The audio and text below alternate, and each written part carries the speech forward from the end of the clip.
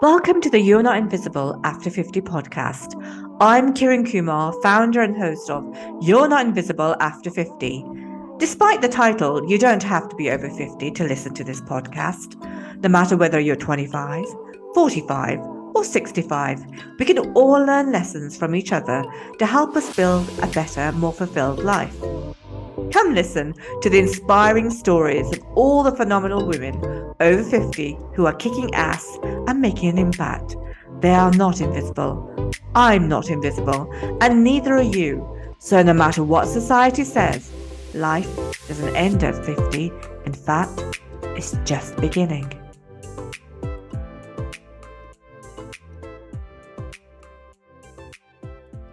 Welcome to the You Are Not Invisible After 50 podcast. I'm Kiran and host of this podcast. We're all about showcasing phenomenal women over 50 who are kicking ass and making an impact. You get to hear all the inspiring stories why you don't have to be invisible after 50. So sit back and enjoy the wonderful life story from this week's guest. My guest today is Diane Britt-Smith. Hi, Diane. Hi there. Thank you so much. It's good to be here. I'm so happy that we've been able to do this, and welcome, obviously. And thank you for choosing to come onto the You're Not Invisible After 50 podcast. I'm so pleased. So let's start. Hey, Diane, I'm going to get you to introduce to our listeners in one line or more who you are and what you're all about. So I will tell you who I am right now because there have been several iterations. I describe myself as a pro-age advocate, inspiring and encouraging like-minded women to live their best lives to the best of their abilities. Love that. Love that. And we're going to talk more about that during the course of this podcast, of course.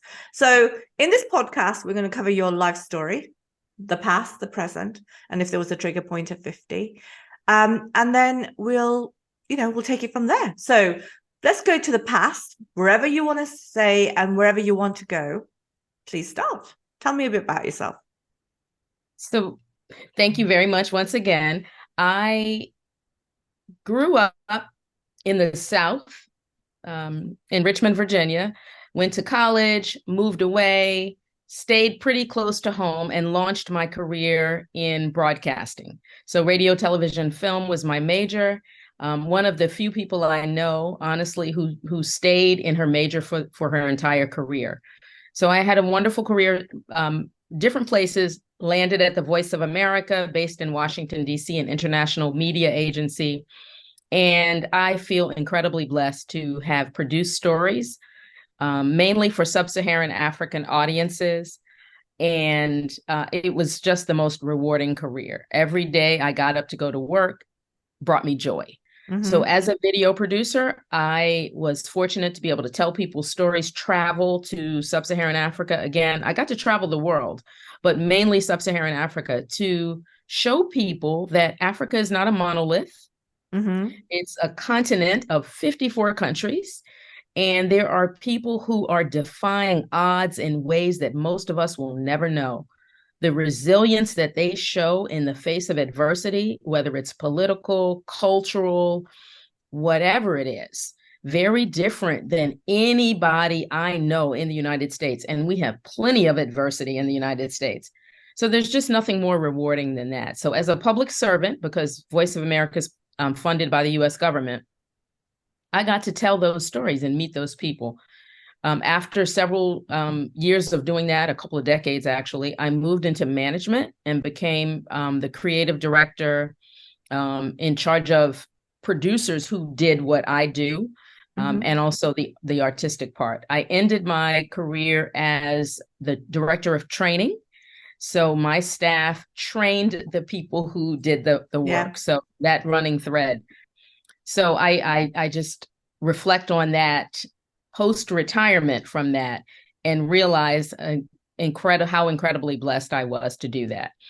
I retired in the midst of COVID, retired early to launch an acting and modeling career and also voiceover. I had done a little bit of it throughout my career, but decided, this is the time to flip the switch, COVID just has a way of doing that, and haven't looked back. I recently added social media content creation because I realized acting and modeling generally is a one-way thing. You are projecting out, which is very necessary, particularly to be represented at this age in advertising is so important.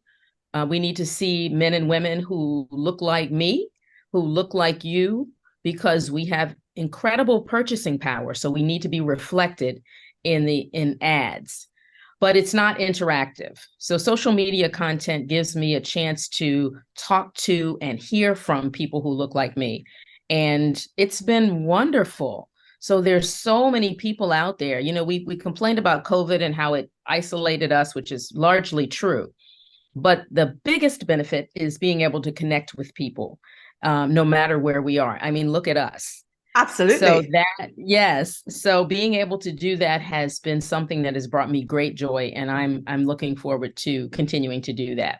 So that's where I am right now. So I am also a street portrait photographer.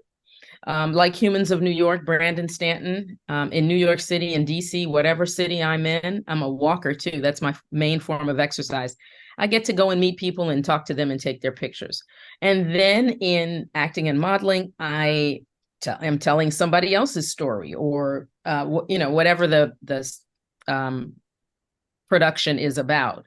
Mm-hmm. So that's who I am. I think at my core, a storyteller. It just has taken different forms.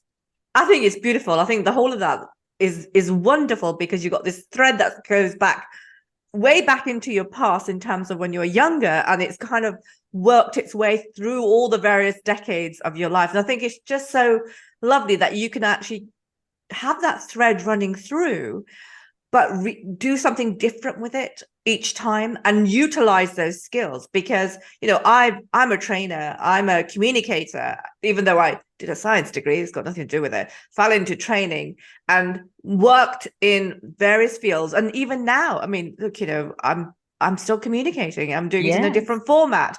This is almost I'm going to move into my 6th decade so soon. But the fact is that it's a thread that runs throughout. And one other thing that you said really interesting that piqued my interest was the fact that, the stories that you told about Africa, the 54 countries, we don't hear enough from Africa. We know that there's the world, the Western world doesn't get to hear the stories of Africa.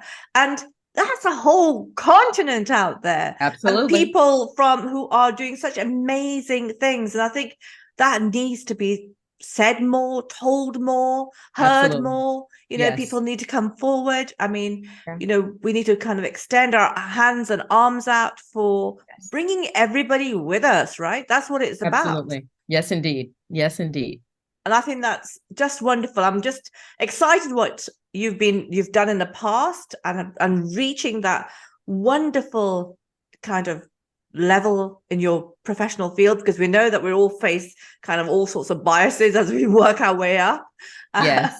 And now that you've used that thread, coming back to that thread and using it in a different way now. So tell me a little bit more about what you're doing in the present. I mean, you've said it already, but sure. Yeah. Also, I didn't tell you something. You asked about my life, and I focused on my career. So I just want to add a couple of footnotes. So I'm a mother and a wife. Mm-hmm. And I've been married for 35 years. Congratulations. Thank you, to a person I describe as the very best part of me. And I could not be prouder of that. He is just the most awesome man. My children are 30 and 33 at this point. They are my biggest sources of inspiration. I tease them because they sometimes seem to be my parent, which is hilarious. But I certainly appreciate, the love and the way they blanket me with that. So I'm sorry, I wanted to add that. Please tell me again what you want me to pivot to, because I've forgotten your question. No, that's absolutely fine. I mean, and let's just talk about your family, because I think it's really important, because, having children that are older, it's lovely, because my children are 29 and 27, right? So they're at that stage where do sometimes tell you, you don't really want to hear, right? But Right. but it's Yes. also important of you and I and a lot of women out there who are doing what they're doing at this age and being role models for them and showing them that at 50, 60, 70 plus, you could still be active and still creating and still be, innovative and all of that stuff. And it's good for them because they can see that as they grow, there's no boundaries, that you Without a can doubt. become whoever you want to become. Yes. And also that you are the role model for them. Yes.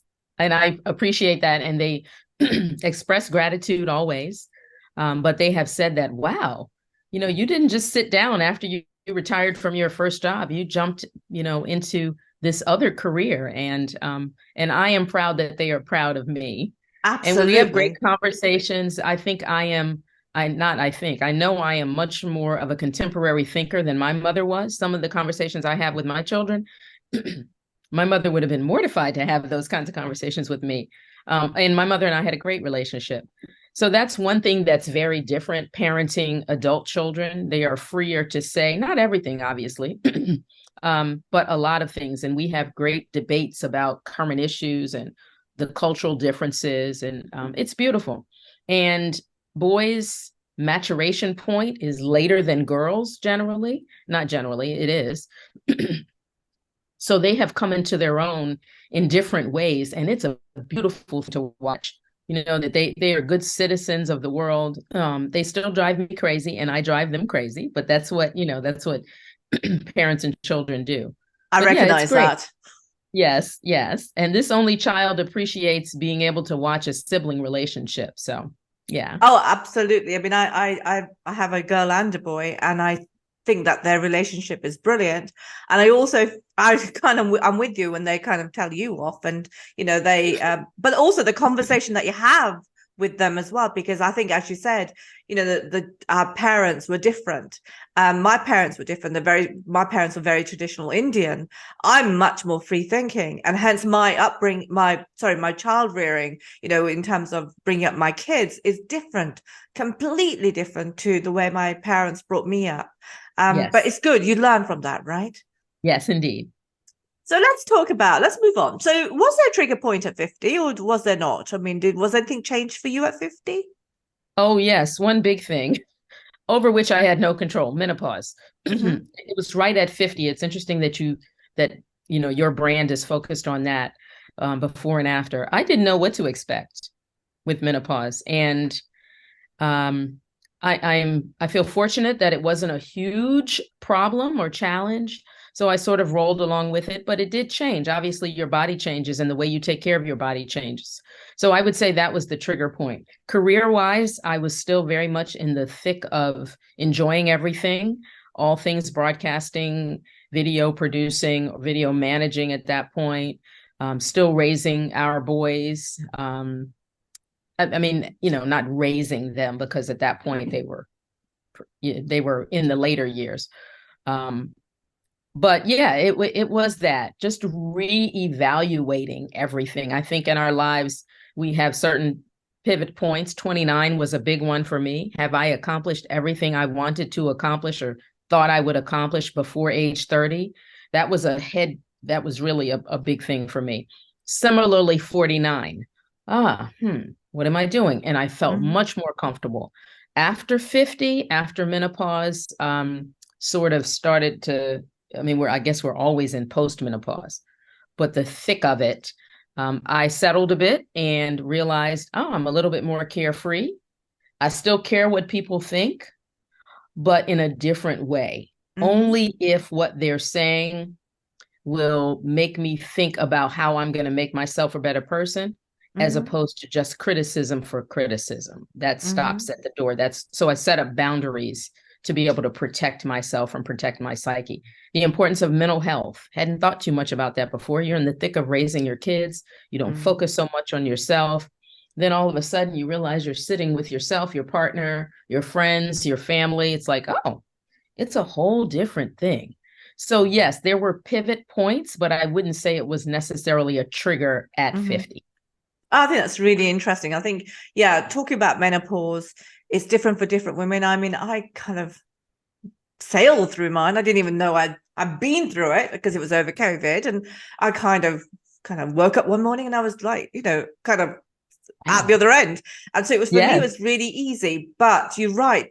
I think at 50, a woman's body is going through so much. And of course, we hear the awful stories of women who are so suffering when they go through menopause. Yes. But also, it's not just your body changing, it's also like your life changing because of, children leaving, moving on. I mean, my life changed because I left my husband at 52. So then it was like, oh, what am I doing next? What am I going to do next? And that's been my case. But now I feel very well settled. Good. I like the bit about the boundaries, because you do put boundaries up. You go, right, that's it. I moved away from all the toxic people in my life. And I'm a total free person now. Yes. And I'm more freer now because my kids are leaving home. So I'm going to be totally doing what my things. I'm interested to see what I do next. But you're right. Look at you. I mean, look at what you're doing. It's amazing. Well, and yourself. Come on, we have to compliment each other, because you're doing this amazing.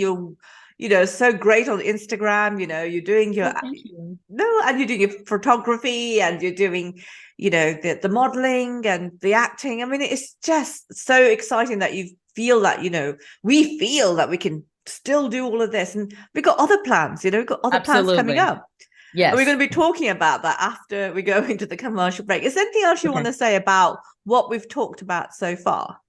You may have asked me this and I didn't focus too much on it, but what I do as an actor and model. So I'm happy to touch on that specifically. Yeah. Mm-hmm. Yeah. So as an actor, and model, people ask me, how did I get into it? So the number one thing I said is research. So I started researching a bunch of things. This was when I was still working. I spent all of my spare time looking into what it would take.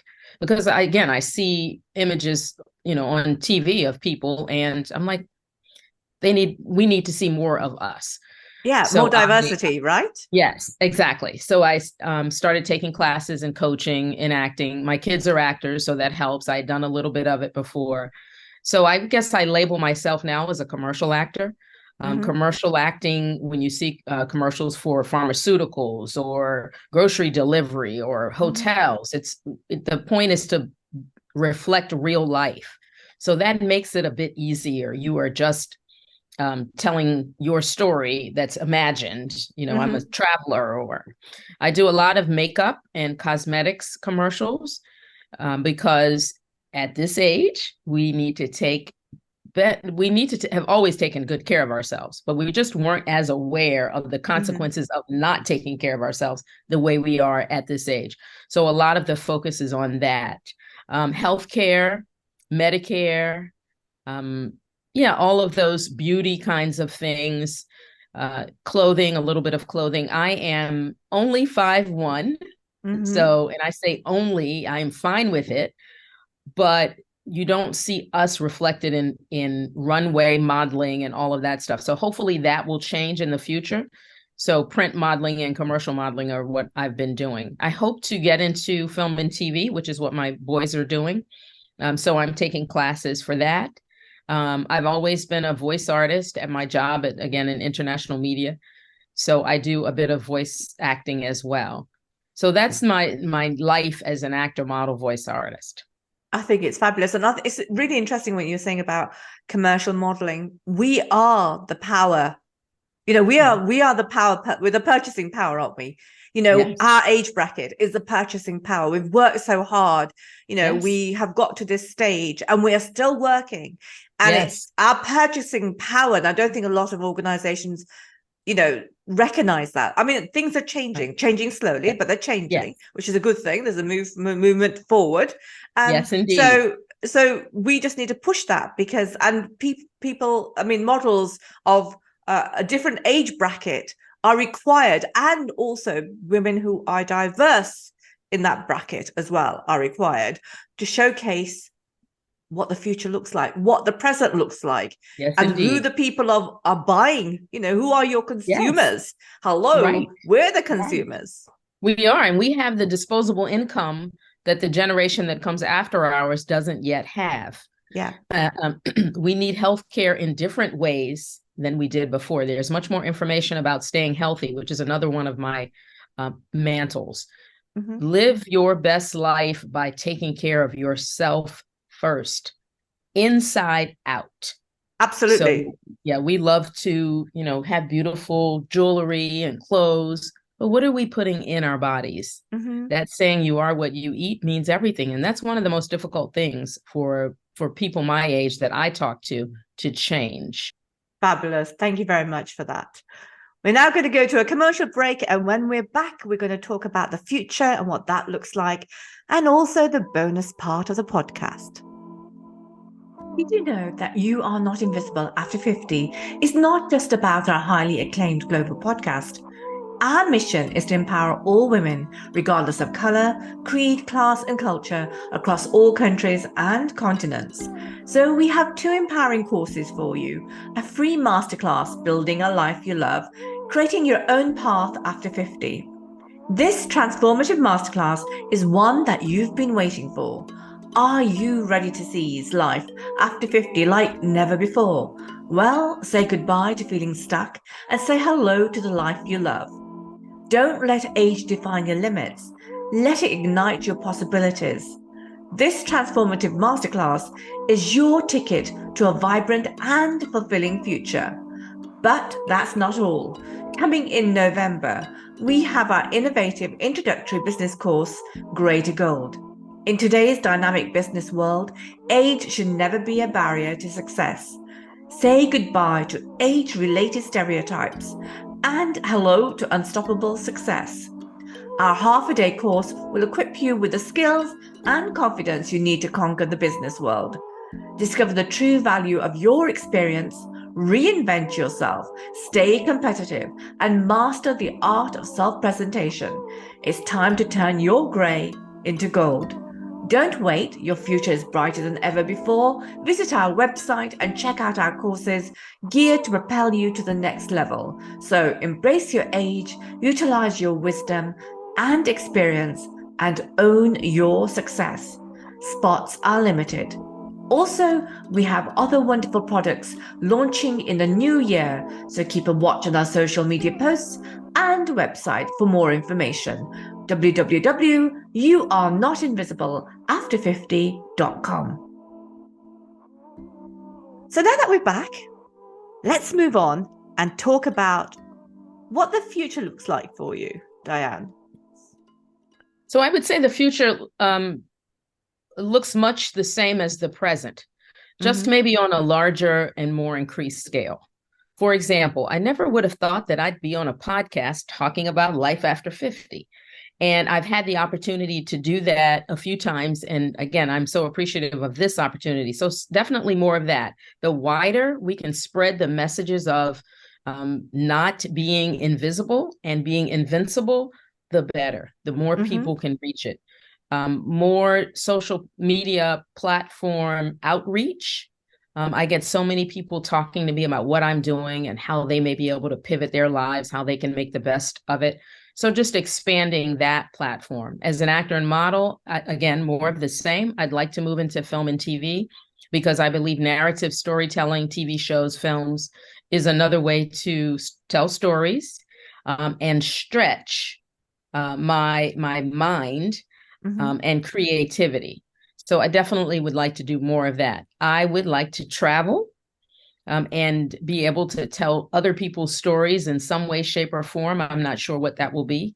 I have a hunch that at some point I will step back into producing videos. Not sure what form it will take. So again, I think I mentioned to you, I'm a short-term planner. Because the plan may change tomorrow, but this is what I'm thinking right now. I'd like to be able to touch a wider audience with these kinds of messages. I think it's really important. I mean, the social media kind of outreach is really important. I mean, as we were talking, not on air, we were talking before, prior to this podcast, where I'm saying that I'm going to create my own, channel. It's about reaching out to people and helping them help themselves through what they see and how you could encourage them. Because, where I don't know your experience, but from my experience, nobody gave me a helping hand, right? And you've had to learn everything myself. And hence, but this is what this is all about. My podcast is all about, and all my branding is about, and my company is about. It's about helping others. And that is so important, that we Yes. collectively help Yes. everybody else Yes, think indeed. differently, be Yes. different, be who Yes. they want to be. It's just so rewarding. Yes. And sometimes they need to see us doing that and modeling that. A few minutes ago, I was walking outside just to check the weather, and this woman came and she said, "Oh my goodness, your hair, it's beautiful." She Mm-hmm. said, "I was just thinking," she had a little bit of silver like you, just a little bit. She said, "I was thinking about going to the store to get some like mascara kind of dye." She said, "But you've encouraged me to let my hair go gray." And she's just stopped for a moment, and I could feel and I didn't say a word. It was amazing. And that's when I realized the power of being out here and Mm-hmm. spreading messages. And it's not always verbal. Sometimes people just see you and Mm-hmm. identify with that. And I think the more we do that, the wider we spread it, then, it will catch fire. And I think also part of that is being very comfortable with, going grey. And, I haven't dyed my hair since COVID. So way before COVID, actually, I remember saying to my hairdresser, when I go grey, she goes, "Oh, no, no, don't go grey, color your hair." Yeah. I went, Yes. "There will be a time, there will be a time." And then, of course, COVID happened.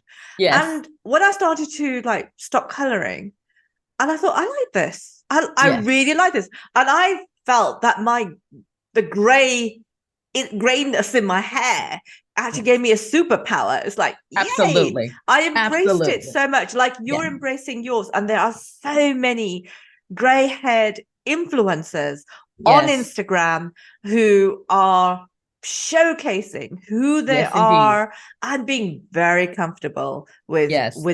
the gray in the hair. And it's not, "Oh, you look so old because you've gone gray." Right. It's like, Right. look at you, like somebody praised you today. I mean, Yes. yeah, it was about stepping out Exactly. there and embracing it all, really. Absolutely. Absolutely.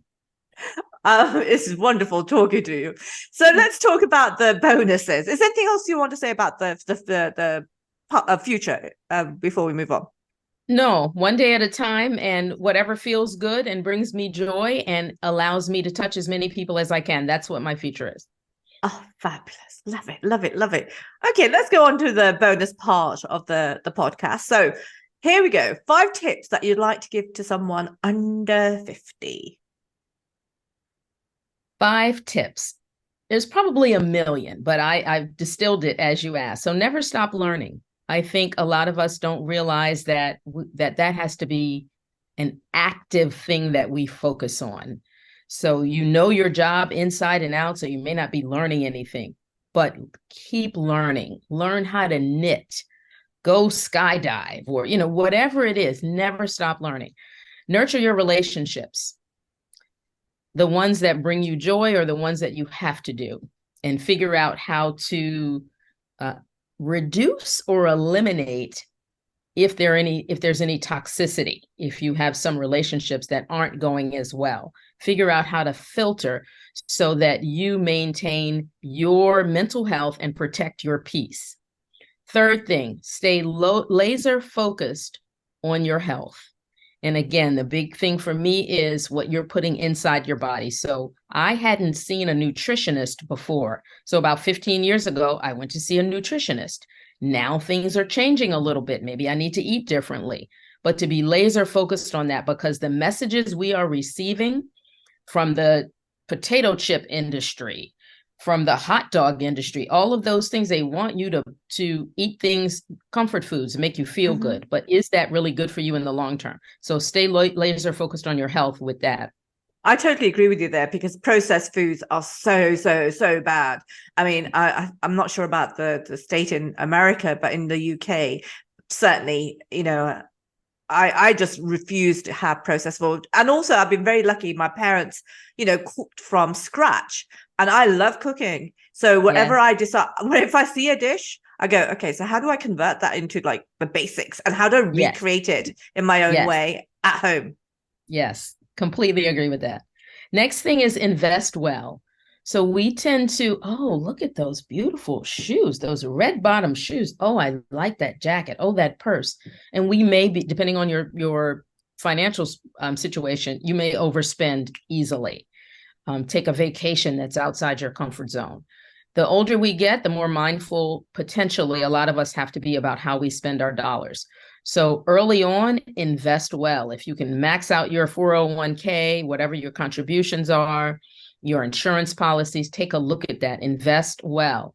So that is also health wise too, but I'm specifically talking about how we invest our money. And I think it's also there connected with sustainability, because I was a shopaholic, and and because I wanted to fill a hole in my soul. I say this a lot of times on my podcast. I wanted to fill a hole in my soul. So I used to spend on clothes, on shoes, on bags. COVID happened. This whole awareness of the planet, came into the forefront, but not just COVID, but also about climate change. Yes. And it's like, okay, so how can I play a part in saving the planet? Spend less. Yes. It's not about not spending at all. Spend less than what you were doing before. Invest in those pieces and then rewear those pieces 1,000 times and get the best wear out of them. And then hence you've got that disposable income to save, as you said, or put into investments of some force. Yes, completely agree with everything you just said, and think that COVID was the pivot point for me as well. The last thing is to read a book called The Four Agreements. It is a life-changing book. It's a short read, but it talks about the 4 things that we need to do, and I won't give too much away, to live a better life and put our priorities and mindset in the right place. So one of them is don't take it personal. So maybe at this age, yes, we care a little bit less about what people think, but it still penetrates. So if someone says, why are you always wearing, I'm making this up, why are you always wearing those scarves? They just don't look good on you. Well, that person may have something about scarves. That doesn't necessarily mean that you should heed that. So we learn how to, again, put the boundaries up. So don't take it personal. A person may be having a bad day, and they reflect that on you. I have one specific example about that, but it's a great book in general. Early in my career, I made friends with one of my colleagues. He happened to be my videographer. I was a producer, and I was about to get married. And he kept talking about, marriage is just, I don't know, they just never work. It's awful. And, what's wrong with being single? I didn't know much about him at the time, but I said to myself, that certainly is odd. A few years later, because we weren't that close, I realized that he was just divorced. Now we're in our 20s at this point, so our mindset's a little bit different. So he was down on marriage because he had a terrible experience. Completely understandable. But I didn't know that. And then, years later, we're still friends. We've talked about that. So the things that we say reflect what's going on with us, and it may be critical to someone else. So I think this book sort of puts things like that in perspective early on. Don't take it personal. This may be his issue and not mine. Fabulous. 3 tips to anyone who's over 50 who's listening in. So essentially, it is the first 3. And I know overlapping in this case is good because it reinforces these things and lets you know the points of intersection of before and after 50. Never stop learning. It may take a different form. Maybe you're playing word games or whatever it is. Nurture your relationships. Sometimes we forget because we are still so busy. Oh, I haven't called, my friend Pam or, whatever. Nurture those relationships. And even more so, stay laser focused on your health. I never thought that I would get carpal tunnel because you hear so many messages about it. I have carpal tunnel, and it happens to be in both wrists. So it's not horrible by any means. Stay laser focused on your health. Yeah. Well, again, healing to you because you've given me the healing. So healing to you as well. It's been absolutely Wonderful. And Diane, thank you for sharing parts of your story. Thank you for sharing what you're doing currently and the bonus parts of this podcast. And thank you for accepting to come on. It's been wonderful. What a joy. I've been looking forward to this, and I feel your spirit and your energy, and how you are, I'm going to say not empty nest, but bird launching, they say, is the new term. We give our children wings and they choose how and where to fly. And your kids sound like very, very lucky and blessed children. So I wish you the continued best with them and with yourself in this podcast and your entire brand. Oh, and vice versa. And as we're sharing the love, when I come to New York, I'm certainly going to be knocking on your door. Please. Yes. Look me up. We can hang out. Absolutely. Thank you for doing this. Thank you for sharing. Thank you for the love. It's been a pleasure. Same here. Take care. Thank you for listening to the You're Not Invisible After 50 podcast. If you want to hear more from some amazing women who are over 50, who are kicking ass and making impact, then don't forget to follow us right here on Apple Podcasts or Spotify. Remember to subscribe, rate, comment, and share with other women through your social media. Let's spread the word across the world that you don't have to be invisible after 50. Check out our other services on www.you'renotinvisibleafter50.com and follow us on Instagram, Facebook, LinkedIn, TikTok, and YouTube. And always remember that life doesn't end at 50. In fact, it's just beginning. But wait, we have even more to offer.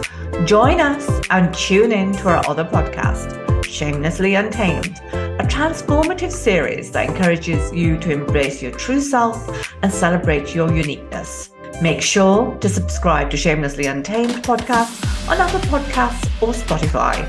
Don't forget to rate, comment, and share with anyone who can benefit from its content. Explore our additional services at www.roaringahead.com and be sure to follow us on Instagram, Facebook, LinkedIn, TikTok, and YouTube. We look forward to you connecting with us. Thank you.